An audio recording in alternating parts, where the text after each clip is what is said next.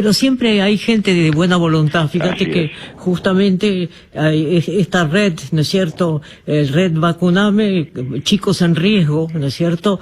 Es admirable cómo trabaja. Justamente acá me dice Marta que tengo en línea a Ignacio Muni, que es cofundador de esta red, reitero, Vacuname, chicos en riesgo. Mucho gusto, Muni.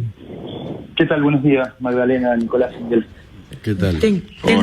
Tengo entendido que son chicos con distintas capacidades, ¿no es cierto? Efectivamente, nosotros somos una red de familias que pretendemos ser la voz de nuestros hijos, son menores de edad, que son grupos de riesgo por tener diferentes tipos de discapacidades y enfermedades de base que los convierten en grupos de riesgo frente al COVID, ¿no? Uh-huh. ¿Y qué piensa Muni después del anuncio, ¿no?, de la presidencia de ayer? Bueno, la realidad es que si bien lo recibimos como un paso en la dirección correcta, queremos ser súper cautos con el tema, porque la realidad, digamos, falta mucho por andar y esta última semana en particular se han dado algunas situaciones que han sido poco fáciles de entender. Esto que mencionaban ustedes también hace un rato respecto de lo que pasó en la Cámara de Diputados. Claro.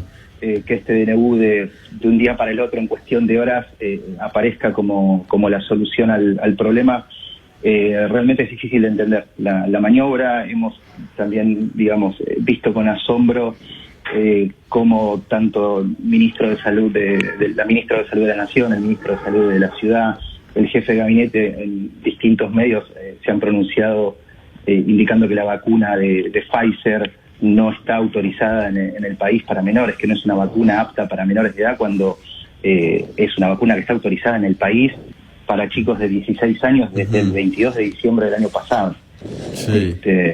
Entonces, acá hay un desconocimiento o un manejo inapropiado, ¿no?, del tema. Por eso queremos ser súper cautos. Es sorprendente que en la Cámara de Diputados hayan negado a tratar el tema y que mágicamente ahora aparezca, ¿no?, este DNU en cuestión de horas, que parecería resolver todo, pero la realidad es que solamente viene a intentar resolver una cuestión. Tenemos que esperar también que este DNU sea ratificado por la Comisión Bicameral, tienen un plazo de 10 días para hacerlo, y después tiene toda la negociación, ¿no?, y después la cuestión logística de que las vacunas lleguen y demás. Entonces no estamos en posición de cantar victoria, si nuestro reclamo termina con los chicos vacunados, ¿no?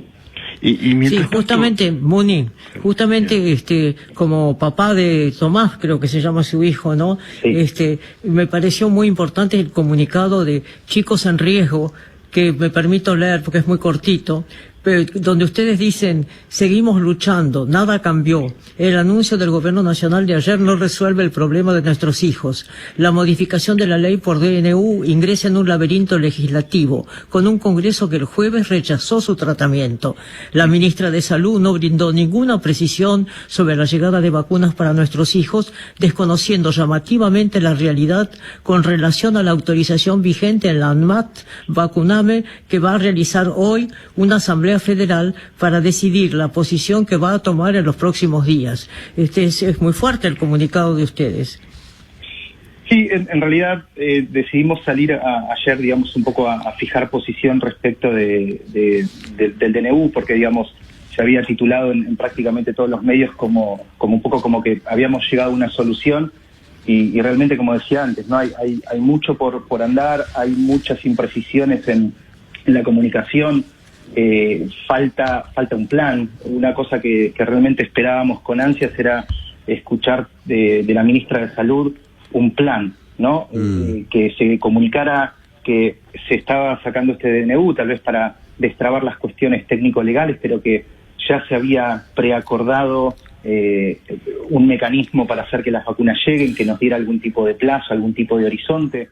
Pero eso no sucedió, simplemente se comunicó la promulgación del DNU, que, insisto, lo vemos como algo positivo en principio, pero queda mucho por andar. Nos preocupa esto de la ratificación del DNU en la Comisión Bicameral del Congreso, porque esa Cámara está compuesta por las mismas personas que se negaron a darle tratamiento al tema el día anterior. Entonces, por eso queremos ser ser cautos, ¿no? No, por supuesto, yo lo entiendo. Yo le doy información, digamos, oficial pero informal. Lo que estaría muy avanzado sería el acuerdo para traer las vacunas de Pfizer que va a donar Estados Unidos.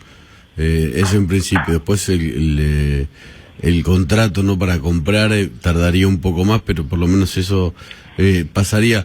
Le quería preguntar, chicos que tengan discapacidades o comorbilidades y no estén pudiendo ser vacunados, ¿cuántos hay en la Argentina? ¿Hay un cálculo? Nosotros no tenemos un número puntual, digamos, de nuevo, somos simplemente una organización, una red de familias con recursos limitados.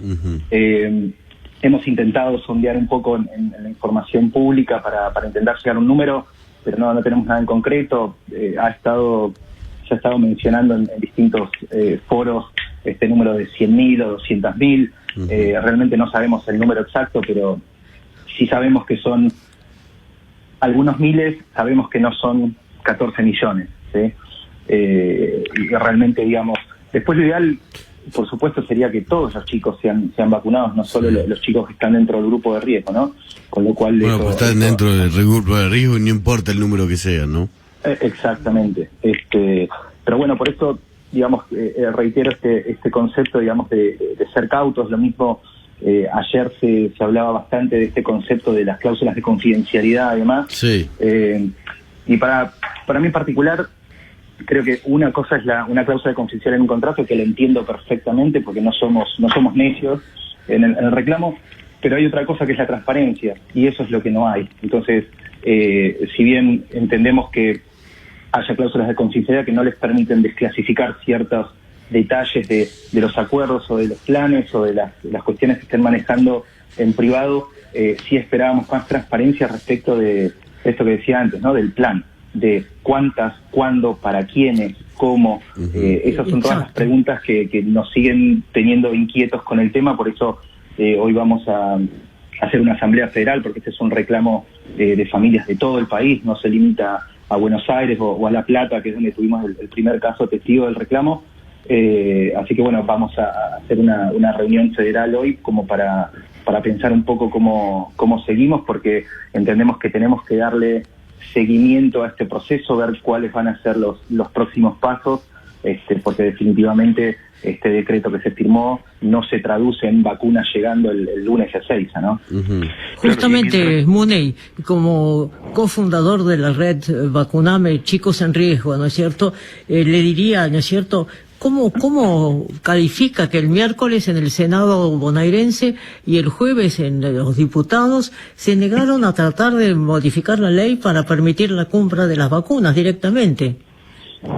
Lo califico simplemente como un bochorno. Es algo absolutamente inentendible. Incluso es interesante porque en el decreto incluso que se publicó esta mañana, hay una oración clara que textual dice: el tiempo que demanda el trámite legislativo impide hacer realidad la prioridad de contar en el menor tiempo posible con las vacunas destinadas a niños y adolescentes. Sí, está... La ley de vacunas se resolvió en una semana. No, sí, incluso, Muni, se han votado leyes en el mismo día, ¿no? Cuando se quiere, ¿no? Que una cámara vota rápidamente una ley, se envía el mismo día a la otra, y también se vota, después está la promulgación, ¿no? Ahora, Ignacio, pero a ver, esto de que impide y demás, no amerita acciones jurídicas, digamos, porque la verdad es que es la vida en juego, ¿no? La vida, la calidad de vida y una morosidad, bueno, imperdonable, ¿no? Así es. Esas son las cuestiones que vamos a estar discutiendo de nuevo con el grupo en el transcurso del día para ver cómo seguimos. Lamentablemente, como decía antes, tenemos un caso testigo que es un recurso de amparo que presentó una familia de La Plata, que tampoco ha prosperado como debería, cuando uno debería asumir que un recurso de amparo por una cuestión de salud de un menor de edad debería resolverse en cuestión de horas. Y bueno, todavía sigue ahí el expediente trabado sin resolución, ¿no? Y un dato interesante es que dentro de ese expediente judicial, la ANMAT mismo es la que confirma que la vacuna para 16 años existe y está autorizada en el país, ¿no? Bueno, una pregunta personal, te puede responder o no. ¿Nos puede contar cuál es la afección que tiene su hijo?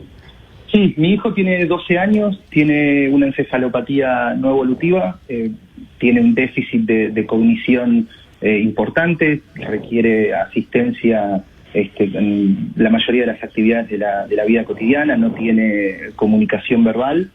Y bueno, básicamente, al igual que los otros miles de chicos de las familias que componen la red, desde que empezó la pandemia básicamente vive encerrado en casa, porque tenemos que extremar los cuidados digamos, en las salidas y demás, porque realmente el riesgo que corremos con él, con el virus, es no solamente el contagio del virus, por supuesto la hipótesis de máxima, que es la muerte, dejemos eso de lado, pero todas las complicaciones que le trae a cualquiera de estos chicos cursar la enfermedad, con todas las comorbilidades que tienen, es muy complicado. En mi caso particular, no, mi hijo los últimos 3 años pre-pandemia ha estado internado por neumonía, digamos, y eso viene atado a su discapacidad, que básicamente por su trastorno, digamos, él no tiene un buen manejo de secreciones, las secreciones se alojan en sus pulmones, se infectan y generan neumonías. Entonces, si a eso le sumásemos el COVID, es un cóctel letal para él. O sea, y además tenemos que pensar que, así como pasa con los adultos que se ingresan a una terapia intensiva y demás, quedan internados en absoluta soledad, conectados a un respirador. Estos chicos no pueden transitar, no resistirían ese tratamiento. Entonces, por eso es la importancia de que los chicos reciban la vacuna. Y si incluso dejando de lado el COVID, los chicos ya hoy están teniendo un impacto tremendo en su salud, porque los chicos han tenido que suspender sus tratamientos, han dejado de asistir a los centros educativos terapéuticos, los chicos que hacían integraciones en escuelas normales han perdido esa rutina también. Entonces, sí, rutinas imprescindibles, por supuesto. La rutina de estos chicos es absolutamente imprescindible. Bueno, Ignacio Muni, acá un gran abrazo de todos y nuestra solidaridad como cofundador de la red Vacuname Chicos en Riesgo. Y bueno, esperemos que esta conversación sirva para que se tomen las medidas que corresponden. Muchas gracias. Muchas gracias, que tengan un buen día. Magdalena y la noticia deseada en Mitre.